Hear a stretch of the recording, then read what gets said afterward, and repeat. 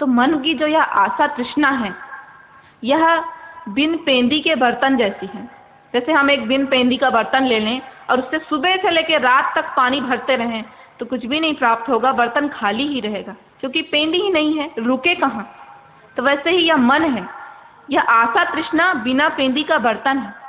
मनुष्य खत्म हो जाता है, समाप्त हो जाता है, लेकिन यह आशा तृष्णा समाप्त नहीं होती।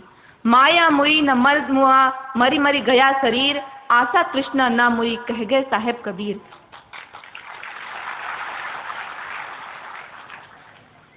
देखिए, मन के विचार, मन पे एक और विचार यह है कि इसकी विशेषता एक और यह है कि इसे जिस कार्य के लिए मना किया जाएगा यह वही कार्य करेगा। जैसे एक बच्चा होता है, उसे बोला गया भाई तुम उस डंडे को मत छूना, उसमें करंट आता है, तो देखो बच्चा थोड़ी देर तक उसका मन शांत नहीं होता जब तक कि वो वहां तक पहुंच न जाए। वैसे ही यह मन होता है, इसे जिस कार्य को करने के लिए मना किया जाएगा यह वही कार्य करेगा, जब तक कर नहीं लेगा शांत नहीं होगा। इसका उदाहरण हमें यह दिखता है कि प्रायः लोग यह शिकायत लेकर आते हैं कि परमात्मा की भक्ति में मन नहीं लगता, सत्संग में बैठते हैं तो नींद आ जाती है, पूजा प्रार्थना करते हैं तो मन नहीं लगता, ध्यान नहीं लगता, परमात्मा में ध्यान नहीं लगता। अनेकों लोग प्रायः शिकायत लेकर आते हैं। तो इसका कारण यह है कि इस मन को निषेध में बड़ा आनंद आता है। जिस कार्य को मना किया जाएगा वह कार्य करने में इसे बड़ा आनंद आता है, क्योंकि यह मन इस माया से लगा है, इस संसार मुखी है यह मन, इसलिए इसे निषेध में बड़ा आनंद आता है। परमात्मा की भक्ति करने बैठेगा लेकिन उसमें ध्यान नहीं लगेगा। सत्संग में बैठेगा, 10 मिनट हुआ, 15 मिनट हुआ, आधा घंटा हुआ, नींद आने लगती है। लेकिन अगर किसी का निंदा रस करने बिठा दिया जाए, किसी की बुराई करने बिठा दिया जाए, तो सुबह से शाम हो जाएगी, नींद का आता पता नहीं रहेगा। बहुत नींद आती है उस समय जब परमात्मा की भक्ति करनी हो, लेकिन किसी की बुराई करनी हो तो नींद नहीं आएगी। दुगने जोश से बैठ जाएंगे उसकी बुराई करने, पूरा ऊपर से नीचे तक उसकी बुराई करके रख देंगे, कोई सिरा नहीं छोड़ेंगे। वैसे ही परमात्मा का ध्यान करने बैठते हैं, परमात्मा के सामने बैठते हैं कि उपासना करने, तो जितनी जगह में हम बैठे हैं और जिसके सामने हम बैठे हैं और जो करने हम बैठे हैं उसको छोड़ के पूरे संसार की चीजें हमें याद आ जाती हैं। बस जहाँ बैठे हैं वो ही याद नहीं आता, जो कर रहे हैं वो याद नहीं रहता, बाकी जो कुछ किया और जो कुछ करना है वो सब याद आ जाता है। और उसी व्यक्ति को 10,000, 50,000, 1 लाख के नोटों का बंडल दे दो, भाई ये मैंने तुम्हें दिया, देख लो गिन कर पर्याप्त है, बराबर है कि नहीं, कम तो नहीं है। फिर देखो वो जब गिनने बैठेगा तो उसके सामने में अगर बैंड बाजा भी बजवा दो तो एक गिनती इधर की उधर नहीं होगी, इतना ध्यान। तो इतना ध्यान परमात्मा में लगाएं तब तो। कबीरा यह मन लालची, समझे नहीं गंवार, राम भजन को आलसी, खामन को होशियार। खाने में होशियार और राम भजन में आलसी, आलस आता है। और देखें, अगर हम साधना के द्वारा कई दिन तक हम मन को कड़ा कर लें, साधना के द्वारा अगर हम मन को कहें इस माया से दूर चल, परमात्मा के पास चल, साधना के द्वारा 1 दिन, 2 दिन, 1 हफ्ते, 1 महीने, 1 साल तक ले भी गए तो जरा सी ढील देते नहीं है कि यह मन तुरंत माया के पास लौट आता है। कबीरा मन पक्षी भया, बहुतक उड़ा आकाश, ऊपर ही ते गिर पड़ा मन माया के पास, तुरंत माया के पास तक पहुंच जाता है। क्योंकि मन और पानी एक समान होता है, दोनों की प्रवृत्ति एक समान होती है।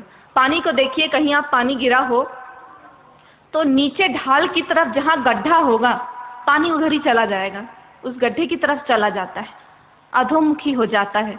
वैसे ही यह मन है, जहाँ यह संसार की विषय विकार भोगों रूपी जो नीचे की तरफ ढाल की तरफ एक गड्ढा दिखेगा, इस मन को थोड़ी सी ढील दो कि यह मन उधर ही दौड़ पड़ता है। यह मन का स्वभाव है। तो इस मन को कैसे समझाएं? सदगुरु कबीर साहब का एक बड़ा सुंदर पद इस मन के विषय में है, जिसे आप सबसे कहना चाहूंगी। मन रे थारे कहे चलूं तो सीधे नरक ले जाए, मन तोहे काही विधि समझाऊं। सोना होए सुहाग मंगाऊं, बंक नाल रस लाऊं, ज्ञान शब्द की फूंक चलाऊं, पानी कर पिघलाऊं, मन तोहे काही विधि समझाऊं। घोड़ा होय तो लगाम लगाऊं, ऊपर जीन कसाऊं, होय सवार तेरे पर बैठूं, चाबुक दे चलाऊं। हाथी होय तो जंजीर मंगाऊं, चारों पैर बंधाऊं, होय महावत सिर पर बैठूं, अंकुश दे चलाऊं। लोहा होय तो अरड़ मंगाऊं, ऊपर धुआं धुआऊं, धुआं की घनघोर मचाऊं, मंतर तार खिंचाऊं। ज्ञान चाहिए ज्ञान सिखाऊं, सत्य की राह बताऊं, कहें कबीर सुनो भई साधो, अमरापुर पहुंचाऊं। कितना सुंदर कबीर साहब का पद है यह। मन रे थारे कहे चलूं तो सीधे नरक ले जाए। यह मन माया के अधीन है, और माया कहाँ है? इस संसार में। इस संसार में फैली हुई है माया। तो अगर हम मन के कहे अनुसार चलेंगे तो ये हमें माया के पीछे ले जाते हुए इस संसार के विषय विकारों, इस संसार के भोगों में लगा देगा, और हमारा उद्धार कदापि संभव नहीं हो पाएगा, हमारा कल्याण कदापि नहीं होगा। क्योंकि इस मन का कार्य है यह, कोटि कर्म पल में करे, यह मन विषया स्वाद, गुरु वचन माने नहीं, जन्म गंवाया बाद। यह मन का कार्य है यह कि करोड़ों कर्म एक पल में कर डालता है, और ये सभी कर्म विषय स्वाद रूपी कर्म होते हैं, सांसारिक कर्म होते हैं। परमात्मा तक पहुंचाने वाले कर्म कोई नहीं होते, क्योंकि यह गुरु की वचन मानता ही नहीं है, और इस मनुष्य के जीवन को व्यर्थ कर देता है। इसका कार्य है यह। एक बहुत सुंदर सा कथानक है कि एक बार एक शिकारी था, वह जंगल में शिकार करने गया था। घूमते घूमते रास्ता भटक गया। उस जंगल में रास्ता भटक गया। वह घूमते घूमते घूमते बहुत देर तक ढूंढा, लेकिन उसे रास्ता नहीं मिला। आखिर में थक हार कर एक पेड़ के नीचे जाकर बैठ गया। वह वृक्ष कोई साधारण वृक्ष नहीं था, वह वृक्ष था कल्प वृक्ष। और कल्प वृक्ष के बारे में यह मान्यता है कि उस वृक्ष के नीचे बैठकर अगर कुछ मांगा जाए तो पूर्ण हो जाता है। तो वह व्यक्ति, वह शिकारी उस पेड़ के नीचे बैठा, भूखा था। तो उसके मन में यह विचार आया कि काश मेरे सामने बहुत सुंदर भोजन लगी हुई एक थाली आ जाती। अब उसकी यह बात उसके मन में आनी थी कि व्यंजनों से सजी हुई एक सुंदर थाली उसके सामने आ गई। भूखा था, इसलिए उस भोजन पर टूट पड़ा। खाते खाते अब मन है, मन का कार्य अलग चल रहा है। मन सोचना शुरू कर दिया कि मैं इस निरे जंगल में बैठा हूँ, यहाँ कहाँ से यह सुंदर भोजनों से लगी हुई थाली मेरे सामने आ गई। कहीं इस पेड़ पर कोई भूत प्रेत तो नहीं रहता? कहीं वो सब मेरे सामने आ गए तो मेरा क्या होगा? अभी आकर नाचने लगे मेरे सामने तो मैं क्या करूँगा? और ये सोचना था उसके मन का कि अनेक भूत प्रेत आकर के उसके सामने सचमुच नाचने लग गए। अब भूत प्रेत देखे तो डर गया, कांप गया। अरे बाप रे, इतने सारे भूत प्रेत सब मेरे सामने नाच रहे हैं, अवश्य ये थाली इन्हीं लोगों ने भेजी होगी। पता नहीं क्या करना चाहते हैं ये सब, कहीं ये मुझे मार तो नहीं डालेंगे, समाप्त तो नहीं कर देंगे मुझे, कहीं यही तो मकसद नहीं है इनका। और यह सोचना था उसके मन का कि वह भूत उसके ऊपर जुट गए और मारते मारते समाप्त कर दिया उसे। तो यह मन का कार्य है। सारे ऊटपटांग कार्य, सारे गलत कार्य, सारे गंदे विचार इस मन को ही आते हैं, क्योंकि पतनोन्मुखी है यह मन। यह मन हमें पतन के मार्ग पर ही ले जाता है। देखिए, मन के बारे में, मन की स्थिति के बारे में विचार करें तो एक उदाहरण ऐसा है कि यह मन, जैसे हम किसी सर्प को देखें, सांप को देखें, उसके मुंह में फंसा हुआ एक मेढक है। बस कभी भी काल का गाल बन सकता है वह मेढक। लेकिन अगर उस मेढक को सामने में कोई कीड़ा मकोड़ा नजर आ गया, दिख गया, तो तुरंत उसे खाने के लिए दौड़ पड़ेगा, अपनी मृत्यु भूल जाएगा वो। वैसे ही यह मन है, वैसे ही हम हैं। हम इस संसार सागर में पड़े हैं। मालूम है हमें कि हमें हमारी गति क्या होनी है और हमारा उद्धार किस में है, फिर भी इन भोगों में संलिप्त होकर पड़े हैं हम, क्योंकि मन हमसे यह करने को कह रहा है। तो मन के कहे अनुसार हमें नहीं चलना है, वरना कभी हमारा उद्धार संभव नहीं है। मन के मते न चालिए, मन के मते अनेक, जे मन पर असवार हो, ऐसा साधु कोई एक। जो इस मन पर सवार हो सके, ऐसा साधु कोई एक ही होगा। और यह मन जिस प्रकार करोड़ों कर्म करता है एक पल में, कभी परमात्मा की भक्ति में अनेकों रंग दिखाता है। मन लोभी मन लालची, मन चंचल मन चौर, मन के मते न चालिए, पलक पलक मन मोर। कभी अलग अलग रंग दिखाने वाला यह मन है। कभी परमात्मा के रंग में लगा देगा, ऐसे लगेगा कि हम परमात्मा के परम साधक बन गए, परम भक्त बन गए, अब बस परमात्मा के अतिरिक्त हमें कुछ नहीं चाहिए। और वहीं कुछ समय पश्चात हम इन विषयों के, इन विषय विकारों की तरफ किस प्रकार लग जाते हैं, हमको स्वयं भी ध्यान नहीं रहता। अनेकों रंग दिखाता है यह मन। मन के बहुतक रंग है, छिन छिन मध्य होए, एक ही रंग में रंग रहे, ऐसा बिरला कोई। तो हमें ऐसा रंग रंगना है कि परमात्मा के लाल रंग में रंग जाना है। लाली मेरे लाल की, परमात्मा के प्रेम रूपी, भक्ति रूपी लाल रंग को स्वीकार कर लेना है, वरना यह मन अनेकों रंग दिखाते रहेगा और अनेकों रंग में हम रंगते रहेंगे। आज लाल रंग, कल काला रंग, परसों पीला रंग, हरा रंग, अनेकों रंग में रंगते रहेगा। हमें ज्ञात भी नहीं होगा कि हम किस रंग में रंगे। तो परमात्मा की प्रेम रूपी लाल रंग में रंग जाए, तभी हमारा उद्धार संभव। मन तोहे काहे विधि समझाऊं। अगर यह मन स्थूल होता तो इसे आसानी से वश में किया जा सकता था, पकड़ा जा सकता था, काबू में किया जा सकता था। लेकिन यह मन चंचल तो है ही, सूक्ष्म भी है, आसानी से वश में नहीं आने वाला है। तो सद्गुरु कबीर साहब अनेक रूपकों के माध्यम से समझाते हैं कि हम मन को किस प्रकार से अपने वश में करें, परमात्मा में लगाएं। सोना होए सुहाग मंगाऊं, बंक नाल रस लाऊं, ज्ञान शब्द की फूंक चलाऊं, पानी कर पिघलाऊं। अगर यह मन सोना होता तो इसे सुहाग से, सुहागा जो होता है, सुहाग से बंकनाल रस, बंकनाल रस अर्थात ब्रह्म रंध्र से निकले अमृत रस से जोड़ देता। अर्थात अगर यह मन सोना होता तो इसे ज्ञान की अग्नि में तपाकर, ब्रह्म रस से धोकर कुंदन के जैसा चमका देता। लेकिन यह मन सोना नहीं, इसलिए इसे किस प्रकार से वश में करूं, कैसे समझाऊं। आगे कहते हैं सद्गुरु कबीर साहब, घोड़ा हो तो लगाम लगाऊं, ऊपर जीन कसाऊं, होए सवार तेरे पर बैठूं, चाबुक दे चलाऊं। अगर यह मन घोड़ा होता तो इस पर विवेक रूपी लगाम लगाता, अभ्यास रूपी गद्दी इसकी पीठ पर बिछाता और साधना रूपी सवारी करता और गुरु के ज्ञान रूपी चाबुक से इसे कभी भी गलत मार्ग में न जाने देता। एक सुंदर सा कथानक है। एक बार एक राजा था।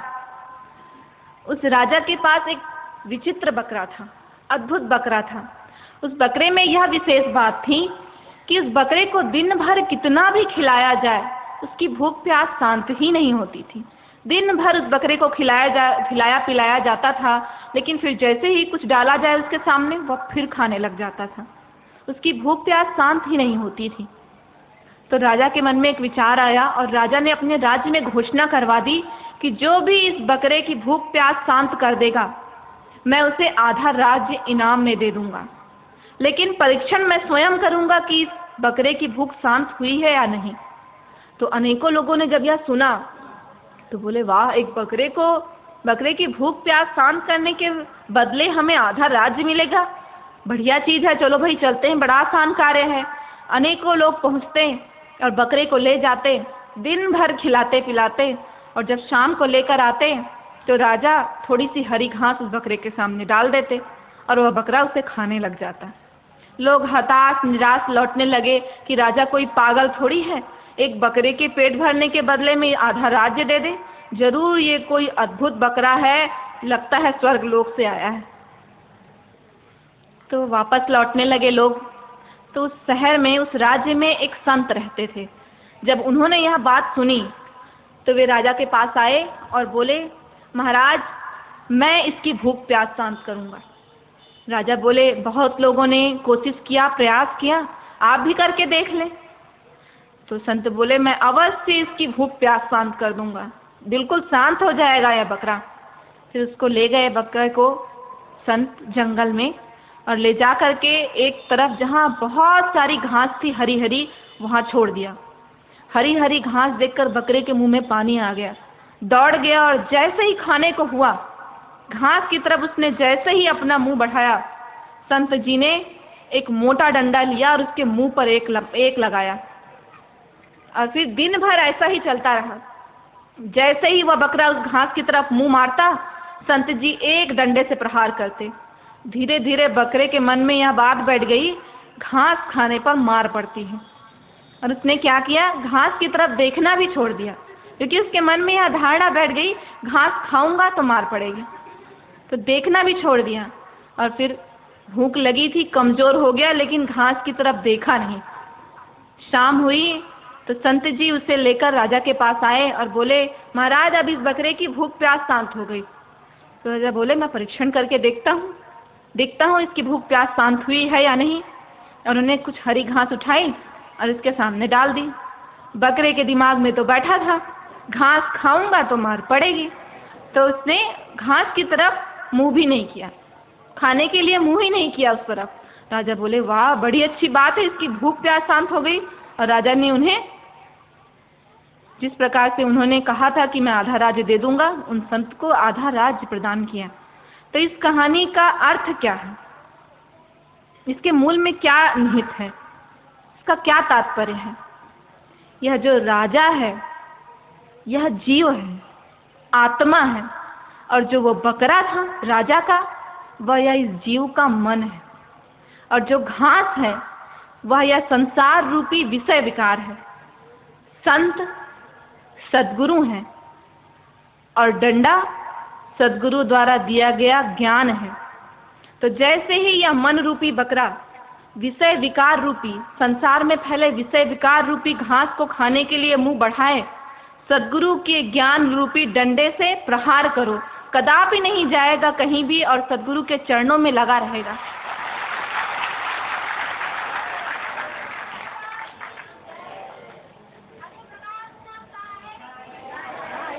तो यह मन का स्वभाव है।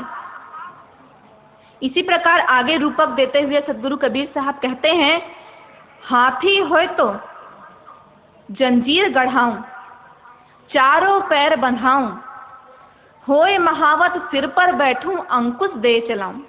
अगर यह मन हाथी होता, हाथी का क्या स्वभाव होता है? हाथी बहुत मतवाला होता है। जब अपनी धुन में चलता है तो जंगल में जब चलता है तो अनेकों वृक्ष टूट जाते हैं, पेड़ पौधे टूट जाते हैं, कई घर टूट जाते हैं, अनेकों जीव उसके पैरों के नीचे आकर मर जाते हैं, लेकिन वह अपनी धुन में मतवाला होकर चलता है, कुछ नहीं देखता। वैसे ही यह मन है, जब यह विषय विकार रूपी जंगल में चलता है तो मनुष्य के जीवन को नष्ट कर देता है। और देखें आप, जब हाथी को ध्यान से देखें, गौर से देखें, तो हाथी का कान हमेशा हिलते रहता है। वैसे ही यह मन है, हमेशा हिलते रहेगा, इधर से उधर चंचल रहता है।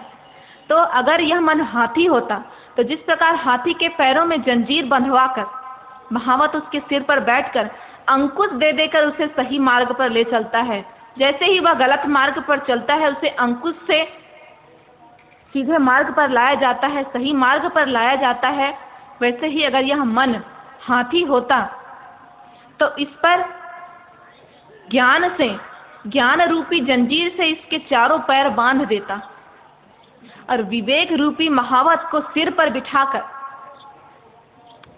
गुरु ज्ञान की भक्ति से उत्पन्न विवेक को इस हाथी के सिर पर बिठाकर, इस मन के सिर पर बिठाकर गुरु ज्ञान के अंकुश से गलत मार्ग पर जाने न देता, संसार की तरफ प्रवृत्त न होने देता, संसार की तरफ उन्मुख न होने देता। सद्गुरु कबीर साहब कहते हैं, सद्गुरु कबीर साहब मन के विषय में बताते हैं कि जिस प्रकार यह मन है, हाथी है, उसी प्रकार इस मन को, जिस प्रकार हाथी को काबू में किया जाता है, वश में किया जाता है, उसी प्रकार इस मन को वश में करो और ज्यों ज्यों चाले पीठ दे, जैसे ही यह पीठ देकर चलने की कोशिश करे, अंकुश दे दे फिर, इसे अंकुश मार मार कर सीधे मार्ग पर ले आओ। मैं मनता मन मार दे, घट ही माही फेर, ज्यों ज्यों चाले पीठ दे, अंकुश दे दे फिर। इस मन को हाथी के समान वश में कर लेता, लेकिन यह मन हाथी नहीं है, तो इसे किस प्रकार समझाऊं? लोहा होए तो अरण मंगाऊं, ऊपर धुआं धुआऊं, धुआं की घनघोर मचाऊं, मंतर तार खिंचाऊं। अगर यह मन लोहा होता तो जिस प्रकार लोहे को अरण अर्थात अहरण, जिस पर लोहे के तार को गर्म करके पीटा जाता है, उसे अहरण कहते हैं। तो अगर यह मन लोहा होता तो इसे गुरु ज्ञान रूपी अग्नि में खूब तपाता, लाल करता, इतना लाल करता कि धुएं ही धुआं हो जाता, और सूरत की अहरण पर पीट पीट कर इसे मंत्र रूपी तार में परिवर्तित कर देता, अर्थात परमात्मा से एक तार कर देता, परमात्मा से जोड़ देता। और अंततः सदगुरु कबीर साहब कहते हैं कि ज्ञान चाहिए ज्ञान सिखाऊं, सत्य की राह बताऊं, कहें कबीर सुनो भाई साधो अमरापुर पहुंचाऊं। ज्ञान चाहिए ज्ञान सिखाऊं। इस मन पर अज्ञानता का आवरण होता है, यह मन अज्ञानता से ढका हुआ है, और इस मन से इस अज्ञानता को हटाने का एकमात्र उपाय सदगुरु के पास है। सदगुरु ही ऐसे हैं जो इस मन से इस अज्ञानता को, इस मलिनता को दूर कर सकते हैं, क्योंकि साचे गुरु के पक्ष में दीजे मन ठहराए, चंचल से निश्चल भया, नहीं आवे नहीं जाए। सच्चे गुरु के पास वह सामर्थ्य होती है, वह शक्ति होती है कि वह इस मन को, इस मन की मलिनता को, गंदगी को, इसकी दुष्प्रवृत्ति को दूर कर सकें। और साचा गुरु कौन? जिन्होंने मन माया पर विजय प्राप्त कर ली हो, जिन्होंने सत्य का साक्षात्कार कर लिया हो। गुरु सोई जो सत्य नाम लखावे, आन गुरु कोई काम ना आवे। सच्चे गुरु वे हैं जो सत्य नाम लखाएं, अन्य कोई गुरु काम आने वाले नहीं। क्योंकि अन्य गुरु कौन होते हैं? जगत गुरु, जो इस जगत तक ही रह जाते हैं। संसारी गुरु, जगत गुरु, बड़ा सुंदर और सटीक नाम दिया गया है ऐसे गुरु को, क्योंकि वे जगत तक ही रहते हैं, आगे साथ नहीं देते। गुरु लोभी शिष्य लालची, दोनों खेले दांव, दोनों डूबे मंझधार में, चढ़ पाथर की नाव। गुरु लोभी है तो शिष्य लालची है, जैसा गुरु वैसा शिष्य। गुरु शिष्य की मर्यादा भी तो उसी प्रकार होगी, जैसा गुरु होगा वैसा शिष्य होगा। यदि गुरु लोभी है तो शिष्य लालची ही होगा, और ऐसे लोगों का कभी उद्धार नहीं हो सकता, क्योंकि वे सदगुरु के प्रेम रूपी, परमात्मा की भक्ति रूपी लकड़ी की नाव पर नहीं चढ़ते हैं कि मझधार से पार हो जाए। लालच और लोभ रूपी पत्थर की नाव पर चढ़ेंगे तो पत्थर की नाव तो डूबेगी ही, कभी उद्धार तो होने वाला नहीं है। क्योंकि ऐसे जगत गुरुओं का एकमात्र उद्देश्य होता है, और वह उद्देश्य क्या होता है? पैसा लाकर यहाँ पर धर, चाहे डूब चाहे मर, इसके अतिरिक्त कुछ नहीं होता।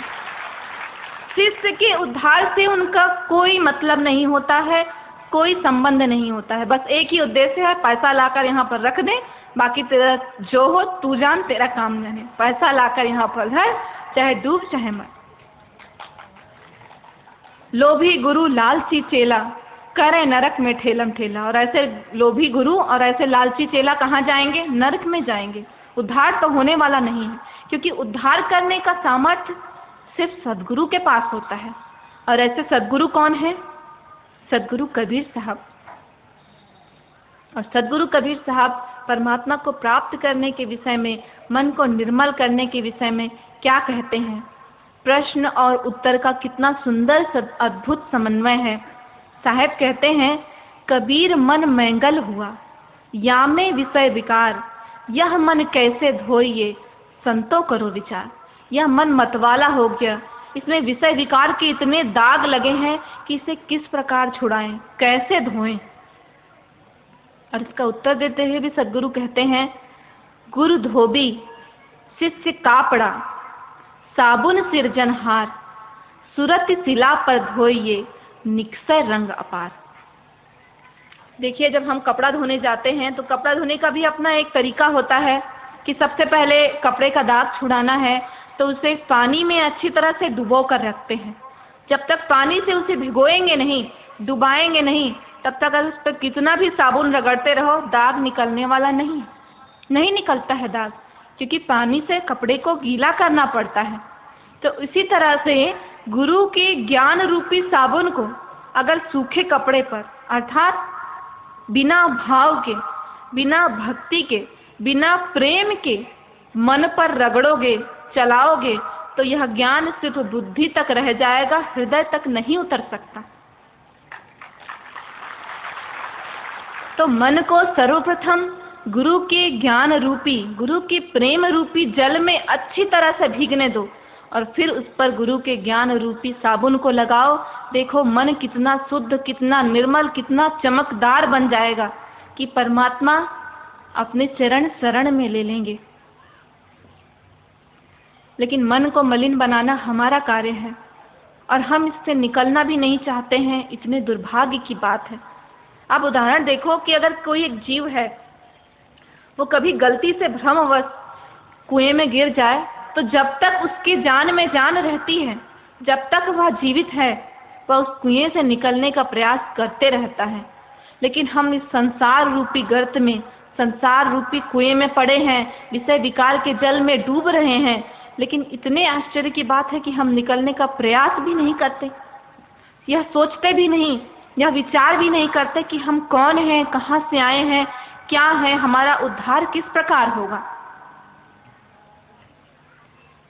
कबीर सोया क्या करे, काहे न उठ के जाग, जाही ते संग बिछुड़ा ताही के संग लाग। सोए हो, उठो, जागो, देखो हम कौन हैं, हम क्या हैं, हम कहाँ से आए हैं, हमारा इस संसार में क्या उद्देश्य है, हमारी मुक्ति किस प्रकार होगी। हम जिससे बिछड़ गए हैं उसके संग लग जाएं। तो इस मोह निद्रा से जगाने का श्रेय सद्गुरु कबीर साहब को है। सद्गुरु कबीर साहब भी हमें इस मोह निद्रा से जगाने वाले हैं।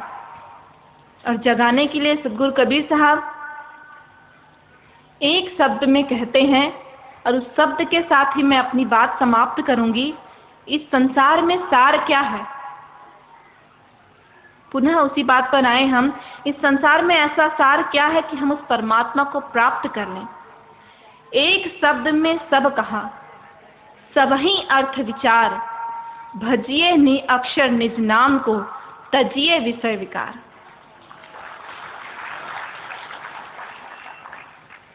इतना ही कहकर मैं आप सबसे आज्ञा चाहूंगी। साहेब। सद्गुरु कबीर साहेब को बंदगी साहेब, धनी धर्मदास साहेब को बंदगी साहेब, वचन वंश मुक्तामणि नाम साहेब को बंदगी साहेब, उग्र नाम साहेब को बंदगी साहेब।